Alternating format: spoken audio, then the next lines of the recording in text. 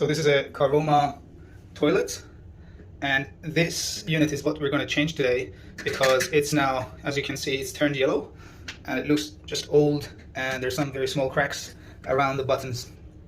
And I think if you want to buy the same brand online, you may be able to get one online by maybe $60 or to $70. That's what I've been seeing on a Google search. However, you can buy a unit from Bunnings at about $16 or $17, which I have here. I just screw the pedals or the legs, as you may say, to be able to install it there. So when you lift up this, as you can see, the unit down here, and if I turn this over, as you can see here, I just turn it over, and usually there, in this part, there is a metal wire that actually holds it together like this, and you have to actually bend it with your fingers just to the middle, and then it will pop out from the other side. So just like that. Mine, it did not have that, the wire in this position that actually holds it in place. So, so it must have been broken sometime in the past without me noticing. So when you put this in place, it looks really well, it fits well there. But when you turn it over, basically here, this part that I unscrewed is actually has to be screwed back in, so it puts it in place and keeps it in place. But the problem is, as you can see here, you can see my finger down here, this space, so the legs here are too long, so you can't really put it in place. So as you can see,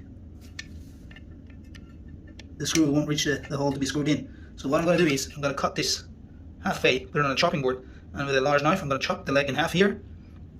So chop the leg here and here, so then I can screw it in. So then these screws can reach the hole there, so it can actually hold it in place. Otherwise, it won't work. As I said before, cut the legs short, almost in half here and here. So this is a chopping board, and this is a knife, as you can see. I'm just like pressure.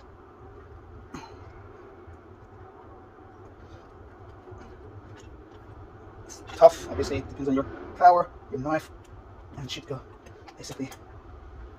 I use both sides usually to chop this up.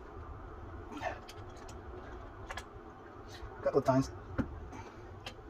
There we go. As you can see, I'll chop it short here, and we'll do the same on this side.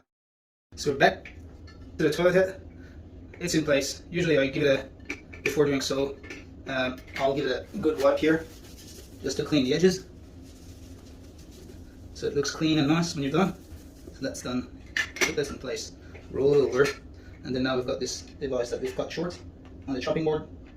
I'm trying to screw this in as smoothly as possible. As you can see, now that it's shortened, it reaches well, and you can actually gently tighten the screws so your unit sits well without moving around and making any. See, it's quite robust there, and it's perfectly fine just by cutting short these long legs of this hole. So we're done here. Now we're going to go install this how it should be on top of the toilet. Now we'll encounter another problem here.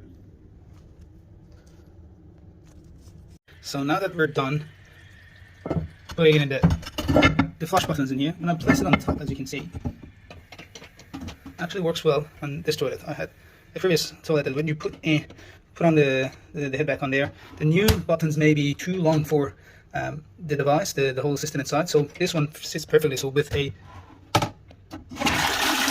half tank, that's full tank, there's no problem. If you have a problem that this is too long for your system, I'll show you. It's hard to do it in one.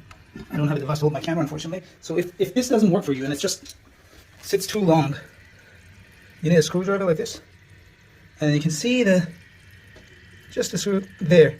And by putting it in here and going clockwise or anti-clockwise, it will regulate the height on the button. So if the new button is too long, and as soon as you put on the lid, the whole lid here, it starts flushing continuously. It means it's too high for this, and obviously you can't cut that one short, but you can put your screwdriver in here and turn it clockwise, and it makes it a bit shorter, both sides. You can say clockwise, and it just goes down a bit, this part, so it won't touch the new buttons, and just you can regulate back and forth clockwise and anti-clockwise to regulate and adjust the height. So when you put on the lid, it works perfectly. And now we're done. New buttons, $16 from Bunnings, and the old unit can be thrown out, which has a completely different system, but as I showed you, you can use the new ones, throw out the legs, cut the fixator short, and then put it in place. And I hope this video helps you. If you think it's helpful, just give it a thumbs up. Thank you.